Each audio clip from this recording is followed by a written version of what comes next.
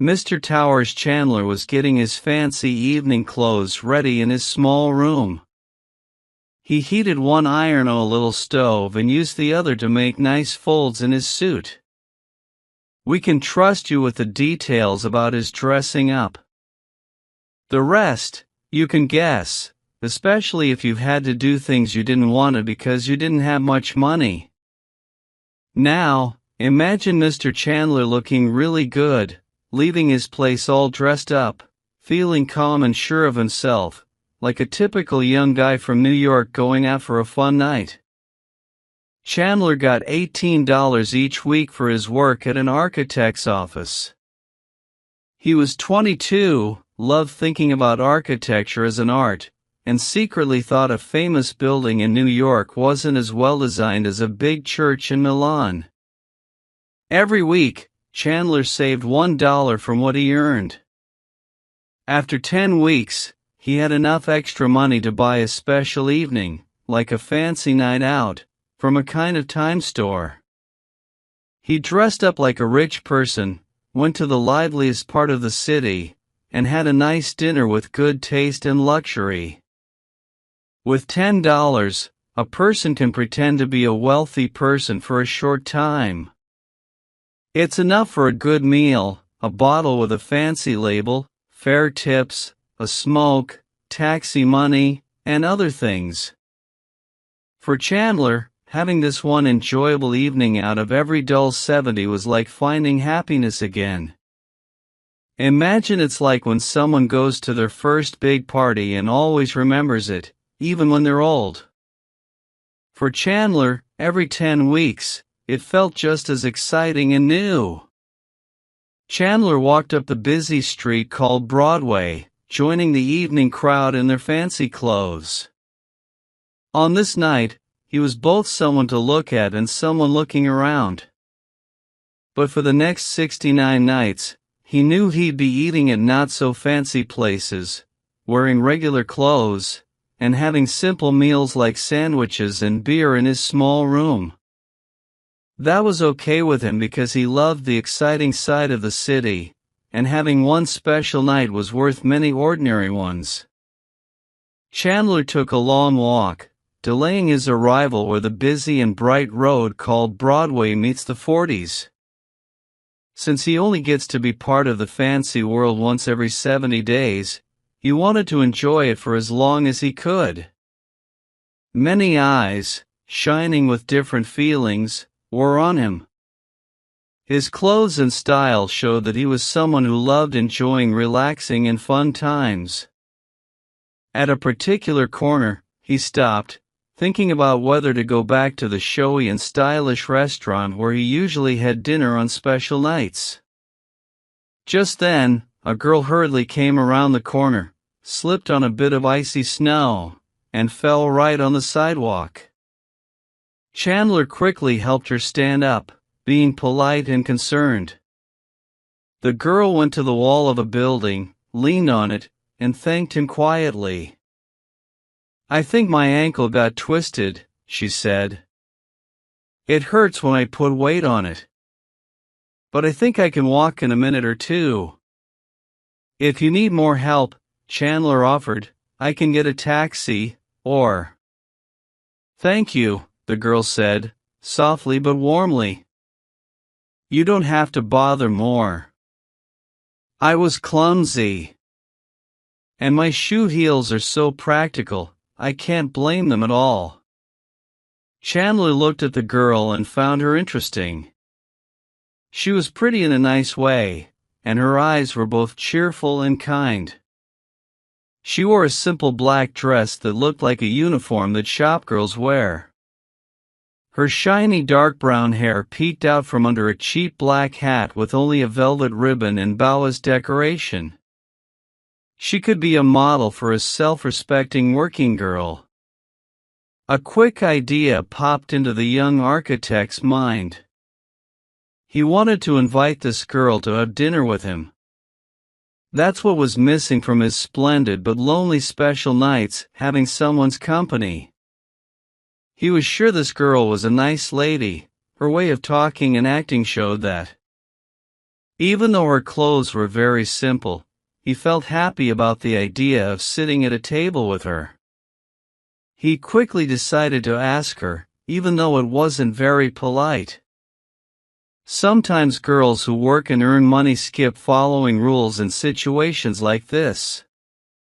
They are usually good at judging people and trust their own judgment more than unnecessary rules. His $10, used carefully, would let them have a really good dinner. It would be a fantastic experience for the girl, breaking the routine of her regular life, and her lively enjoyment of it would make his special night even better. "I think," he said to her, seriously but openly, "that your foot needs more time to rest. Now, I have an idea that can help you rest your foot and also do me a favor. I was going to have dinner all by myself when you fell around the corner. Come with me, and we'll have a nice dinner and a good chat. By the time we're done, your sore foot will be okay, I'm sure." The girl quickly looked up at Chandler's friendly face. Her eyes sparkled for a moment, and then she smiled genuinely. "But we don't know each other, it wouldn't be right, would it?" she said, unsure. "There is nothing wrong about it," said the young man, honestly. "I'll introduce myself, let me in Mr. Towers Chandler. After our dinner, which I will try to make as nice as possible, I will say good evening or walk you safely to your door, whichever you like." "But, oh my," said the girl, looking at Chandler's perfect clothes. "In this old dress and hat." "Don't worry about that," said Chandler, happily. "I'm sure you look more charming in them than anyone will see in the fanciest dinner outfit." "My ankle still hurts," admitted the girl, trying to walk with a little limp. "I think I will accept your invitation, Mr. Chandler. You can call me Miss Marion." "Come then, Miss Marion," said the young architect, cheerfully but very politely. "You won't have to walk far. There is a very good restaurant in the next block. You can lean on my arm like this and walk slowly. It's not fun to eat alone. I'm a little glad that you slipped on the ice." When they sat at a well-prepared table, with a helpful waiter nearby, Chandler started feeling the true joy that his regular special nights always brought him. The restaurant wasn't as fancy as the one further down Broadway, which he liked more, but it was close. The tables were full of well-off diners, there was good music playing softly, making it easy to chat, and the food and service were excellent. His companion, even in her simple hat and dress, carried herself with a style that added something special to her natural beauty. And she surely looked at Chandler, with his lively but calm manner and his bright and honest blue eyes, with something close to admiration in her own lovely face. That's when the excitement of Manhattan, the craze for showing off, the bragging bug, and the fancy acting flu hit Towers Chandler. He was on Broadway, surrounded by grandness and style, and people were looking at him. In this comedy, he decided to play the role of a fancy and lazy person for just one night. He was dressed for the part, and all his good angels couldn't stop him from acting it out. So, he started talking to Miss Marion about clubs, teas, golf, riding, kennels, cotillions, and trips abroad. He even hinted at owning a yacht at Larchmont. She seemed really impressed by all these things, so he kept up the act by dropping hints about being super rich and casually mentioning some important names that people usually respect. It was Chandler's short day, and he wanted to get the most out of it, or so he thought. But, now and then, he saw the genuine goodness in this girl shining through the mist of his self-centered ideas. "This way of living you're talking about," she said, "sounds kind of pointless." Don't you have work that might interest you more in the world? My dear Miss Marion, he exclaimed, work! Imagine getting dressed every day for dinner, making lots of visits in an afternoon, and having a policeman at every corner ready to stop your car if you go faster than a donkey cart. We, who do nothing, are the hardest workers in the land. After dinner, they left the restaurant, and Miss Marion walked much better now. Her limp was hardly noticeable. Thanks for a nice time, she said honestly. I have to go home now. I really enjoyed the dinner, Mr. Chandler. He shook her hand, smiling warmly, and mentioned playing bridge at his club. He watched her for a moment, walking quickly eastward, and then he found a taxi to slowly go back home. In his cold room, Chandler put away his fancy clothes for a 69-day break. He thought about it carefully.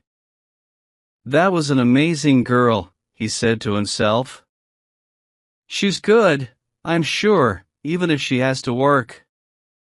Maybe if I had told her the truth instead of all that show-off, things might be different, but, oh well. I had to act like my clothes wanted me to. The girl, after leaving the man who treated her to dinner, quickly walked across town until she reached a beautiful and calm house 2 blocks to the east, facing the avenue where people love money and other important things.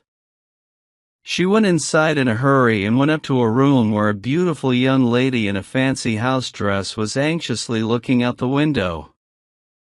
"Oh, you wild one," said the older girl when the other came in. "When will you stop scaring us like this? It's been 2 hours since you went out in that old dress and Marie's hat. Mom has been so worried. She sent Louis in the car to try to find you. You're a naughty and careless puss." The older girl pressed a button, and a maid came in quickly. "Marie, tell Mom that Miss Marion is back." "Don't be mad, sister. I just went to Madame Theo's to tell her to use mauve instead of pink. My outfit and Marie's hat were just what I needed. I'm sure everyone thought I was a shopgirl." "Dinner is done, dear. You stayed out so late." "I know. I slipped on the sidewalk and hurt my ankle. I couldn't walk, so I limped into a restaurant and sat there until I felt better. That's why I took so long." The 2 girls sat in a comfy spot by the window, looking at the lights and the fast-moving cars on the avenue. The younger one snuggled down with her head in her sister's lap. "We'll have to get married someday," she said, dreaming, "both of us. We have so much money that we can't let people down.